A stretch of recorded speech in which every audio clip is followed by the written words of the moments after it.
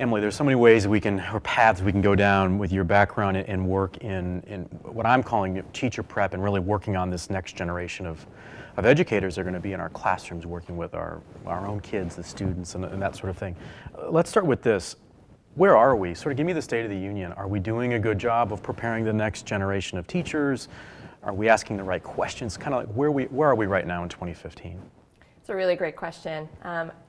And an interesting time to ask the question, I think, especially since we're moving to new standards, Common Core, or whatever you want to call them in your home state, next generation science standards, new standards for history that are coming out, the C3 standards, new teacher evaluation standards, and then just the changing landscape of teacher evaluation and program evaluation that are coming down both from the federal government and from a lot of state levels. I think that that's a moving field for sure.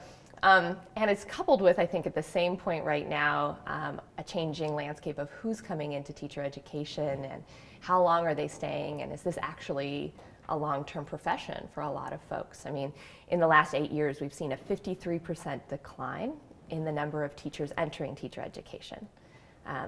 And we're seeing, survey after survey of kids graduating from high school that show their interest in teaching is continuing to drop. So I think we're not doing a really great job promoting the profession and recruiting for the profession right now, for sure. And then who are we turning out of our teacher education programs? We're making a lot of bets, I think, as a profession to figure out how to try to turn teachers out of programs faster and faster, to try to hone in on a smaller skill set of things that we might be able to take bets on are going to be the things that are going to help teachers get started. And then we're going to rely really heavily on induction to help them get going. But, that's a moving landscape as well. Most districts and states don't require induction of teachers, don't have formal induction programs for new teachers. So where does the change come from then? Yeah. Because I'm thinking with two hats. I'm thinking as a parent myself, but I'm also thinking as a community member to say, my goodness, what are they churning out of a local university around, Right. the U.S., and how is that impacting that local school? So. Where does the change start? Because I know we hear people complain about we don't make enough money, or it's this or that, or Yeah, I think there's a number of touch points, right? I think a big one is we need more communication happening between districts and the universities that are preparing teachers for those districts. I know some districts and universities, for example, we've seen in Long Beach, are doing a phenomenal job of really making close partnerships and having the districts talk back to the universities about what it is they need and who it is that they need and where we're seeing success and where we're not seeing as much success from candidates that are coming out of the university, so that the university can begin to change their programs and produce the kind of teachers with the kinds of knowledge and skills that are necessary to do the job in that particular community or context. So I think that's a really important piece. I think state and federal policy also plays a huge role in this. But this is a tricky landscape, because we're talking about how do we evaluate a potential teacher? How do we pick the right people coming in? Can we make bets about what the kind of qualities are of people who may be better at teaching or who might stay in teaching longer than others? And then what are we choosing to teach them in the narrow amount of time that we have? And those things are governed by state and federal policy, for sure. So I think one of the things that's really important for us as educators right now is to be speaking loudly and clearly and often with the folks who get to make that policy. They don't tend to have a lot of education knowledge and background, nor do the staffers who are tasked to help them with that. And they're really hungry for folks to come and share their experience and their ideas, what's working, what's not working, and to provide really concrete ideas about what must we do and what shouldn't we be doing right now in pre-service education. And I think that's the work of all of us right now. I'm glad you talked about, we're talking about the narrative that's out there that I hear a lot of people talk about. Right now we're hearing the loudest voice. It doesn't mean it's the correct voice in education, especially here in the US. Is there a way to tell the story without getting people riled up to say, wait a minute, why haven't we been doing this? And going down that path? Because I think it's a slippery slope. If we start saying higher ed has not been communicating with your local district, mom or dad sitting at the kitchen table say, well, why not? I don't understand how that could happen. So it could be easy to go down a negative path, but yet we need the change to occur. I think what we need to be doing is telling success stories. I think that's really what we need to be doing. There are a lot of places where there's really good stuff happening in both traditional and alternative certification programs and in the relationships with the schools and districts that they're serving. I would love to see the media sharing more of those really great stories and not just unpacking them as, like this bright little spot at the end of the news hour, but really thinking about what's working in this situation, what's replicable in this situation, what could others take from it, how might we craft policy that would support the development of this kind of model in other places, and how do we ensure that the money follows it? Because we know that we tend to put our money where our priorities are. So how do we make sure that that happens as well, and they don't just become unfunded mandates that districts and universities can't live up to with the press of everything else that's on them? And one of the areas where money is going and has been is data, Yeah. the technology side of it. So when you're looking at mentoring, induction, how are you looking at the data conversation so that these early career professionals feel supported, they feel galvanized to really sort of take the charge and say, I understand data, I see how to utilize it, Yeah. and what it is and what it is not? So are you thinking about in terms of data for looking at their students and how their Could students are be, doing? absolutely. I mean, that's a good, Or how their own practice is but that's a good going? point though, right? Yeah. Data can go in so many different ways, and we're seeing it applied, whether it's evaluation, student achievement, and then how we support that with curriculum and technology. So Sure. I guess you pick the data point. Right. Yeah, I mean, data can say so many things, Yeah. right? And it's definitely about how you parse it. One of the things that we spend a lot of time thinking about with new teachers in our program that the New Teacher Center teaches others to use, teaches mentor teachers and instructional coaches and new principals how to use, is a protocol that just looks closely at student work on a regular basis. One of the things we find a lot for new teachers coming out of teacher prep is that they theoretically understand that they're supposed to be using data to guide their instruction, and they recognize that they're supposed to give regular formative assessment to kids, and that there's something is supposed to happen magically with those formative assessments that will change their practice, but they don't really know how to do that, Yeah. and especially how to do it in an ongoing and sustainable and meaningful way for themselves. So it's a really huge part of the work that we start doing in induction that you really can't do in prep. And so let me just say, prep is a short period of time, and when you're in teacher prep, you're working either in a classroom setting with your university supervisor, or you're in a classroom with your master teacher, which is somebody else's setting also. So there are some things that you really can't start thinking about on So your own. should teacher until your prep be induction. longer then? Because I've heard you say a couple Right. of times about how short it is. It is really short.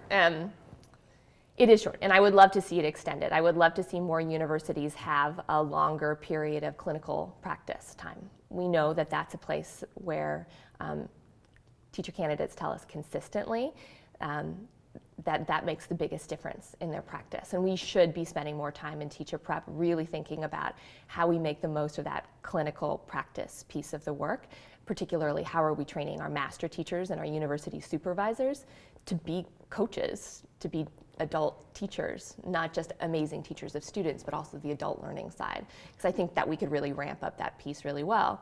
And then how do we build on that with making sure that every teacher, as they move into their own classroom, which is a very different experience than living within somebody else's world, right, that they created for their students, how do we make sure that every teacher has that support, right, and that gradual release of support from being in their master teacher's classroom to being in their own classroom with support to being on their own with their peers as support and guidance for the rest of their career.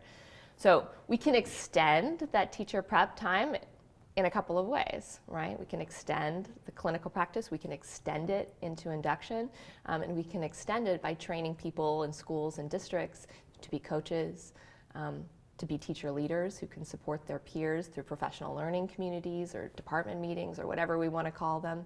And we can support principals in knowing how to create the kinds of working conditions where learning is always happening and where teachers feel connected and have the kind of collaborative time they need to keep learning and growing in their practice. I think this is a profession where we have to keep learning and we have to be doesn't able to stop. change. No, I mean, things change all the time in our profession. So we have to think about how we create a longer pipeline of support from the beginning to the end.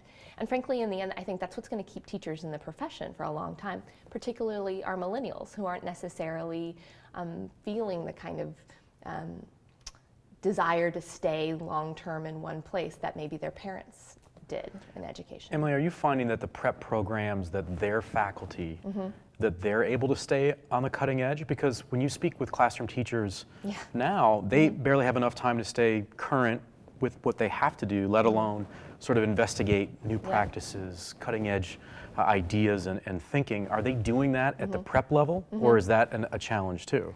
I think it varies from district or from school to school, from university to university. The interesting thing about right now, I think, under Common Core is that it's made everybody new again. And so even if you were a phenomenal teacher before you went and became a university professor, you didn't have an opportunity to teach under Common Core. And so we're all having to figure out how to do this again.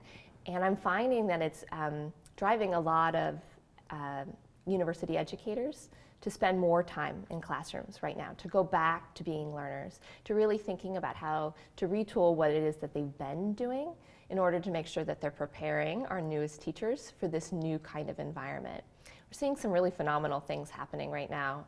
For example, at the University of Washington, there are some really neat pilot programs that are going on where the university educators are taking their teacher candidates out into classrooms and partnering with teachers in the school districts and really spending some time unpacking the thinking around how are they making decisions and doing that in a really public way in front of kids, in front of these teacher candidates.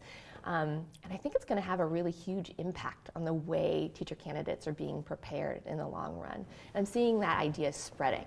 Are you seeing a lot more districts are working on mentoring programs? I mean, how widespread is it? I think right now the statistic is that there are 45 states in the country that have some kind of requirement that new teachers get mentoring or coaching. But the quality of that and the guidelines around that vary widely. So I live in California where we have a two-tiered credentialing system at the moment. Tier 1 is finish your university program. Tier 2 is get 2 years of structured support from a mentor. And then you earn a cleared credential. So that's a very robust system, and there's money that follows it. And we're ensuring that every teacher in our state gets that. Is retention following that? Yes. Okay. We are seeing more retention, maybe not necessarily in the particular school where the teacher started, but in the profession over time, we are seeing a higher rate of retention as a result. Other states have more variable guidelines. You need to have induction, but maybe there's no money or no particular guidelines to follow it. That was true of the program that I worked in Virginia, for example. We could run an induction program with Title II funds, but it wasn't necessarily required, and there were no guidelines around how I ran that program. So again, this is a thing we're talking about a lot in our policy department, right? Yeah. How do we create that kind of robust experience? Again, I think as we look at our drop-off in teacher candidates, as we look at huge shortages coming in the next 10 years as the boomers retire from education, and right now that's about 40% of our teaching population, we're going to have huge need. And we're going to need to think carefully about how we're supporting the folks that we do get into this profession to get really good really fast and to stay here for a long time. How do you identify those existing teachers that can be good mentors? Because I know when, AACD Emerging Leader and working in these different capacities, I would imagine that questions will arise about, how could I participate to be a mentor or how can I improve in my own skill set as a mentor? Yeah, so there's a lot of good guidelines around that. The New Teacher Center spends a lot of time thinking about this. First of all, we need to make sure that teachers have at least 5 years of teaching experience. Actually, my favorite mentors are the ones who are between 5 and 8 years into the classroom. I think they're close enough to the beginning of their career that they remember what it's like to be brand new, but they're far enough along in their career that they have a really solid skill set and they're able to articulate clearly what it is that they do, and they're really excited to share about it with the teachers who are coming up behind them. So those are my favorite folks. We need folks who know a lot about their content knowledge and their subject matter, who love working with kids. We particularly like mentors who have a lot of experience working with diverse students. They're not just, they've not just been the AP teacher, but they've had a lot of success working with English language learners, with students with special needs, students who are across a wide spectrum of SES. And we need teachers who are well respected by their colleagues for what it is that they're doing. Not the person who's the squeakiest wheel in the school or the district, the person who genuinely is doing good work, who's willing to share, who's willing to ask questions when they don't know. And we need folks who understand that there's a difference between teaching adults and teaching kids. So even though you may be a phenomenal 7th grade math teacher, it doesn't necessarily mean that you're going to be a great mentor. Being a mentor means learning how to help somebody else to develop goals, to figure out where their strengths and areas of needs are, and to figure out how to help them to get there, to be a collaborative partner in that work, not the person who's driving the work forward. We don't get very far in working with grown-ups when we set the agenda and when we make decisions about what it is they should be doing and when. It has to be a collaborative process. So we need people who are willing to be collaborative in that way. Emily, let's close with this. I think we've sort of been toying with this, and we did in the beginning, is if you were to sort of build or construct, you know, the ideal educator that would go on to be a mentor. Yeah. We talked about sort of the traits, maybe, you know, can we even predict who that might be, what they might look like, their backgrounds? Yeah. What are some of the core components to you if we're looking forward? Because we've been asking a lot of difficult questions in the field. Sure. So if we're going to make a shift and we said these are the things we're looking for in an educator, Yeah. what would those things be to you? Well, so when I talk to my mentors, I say your goal is to develop teachers and for you to develop in yourself 3 habits of mind. One is to be curious, to ask questions again and again and again about what you're doing. Who is this good for? When? How do I know? What am I going to do next if this isn't the thing that I'm going to work on, you know, if it's not working well for me? We need them to be persistent. What have I tried? How did it work? Am I going to keep going down this route? Do I need to try something else? To continue to try and try again until I'm making sure that I'm reaching all of my students. And coupled with that is to be reflective. I need to be willing to constantly look at my practice and to say, this worked, this didn't work. I'm going to keep using this, I'm not going to use that. I don't know enough about this and I need to go find some information about it. Or I'm feeling pretty solid about this and I want to share what I'm doing with others. If we can develop educators who are curious, persistent, and reflective, we have folks who have the potential to make immense change for their students, to be phenomenal colleagues, and to stay in this profession for a long time. Keep up the good work. Thank you very much.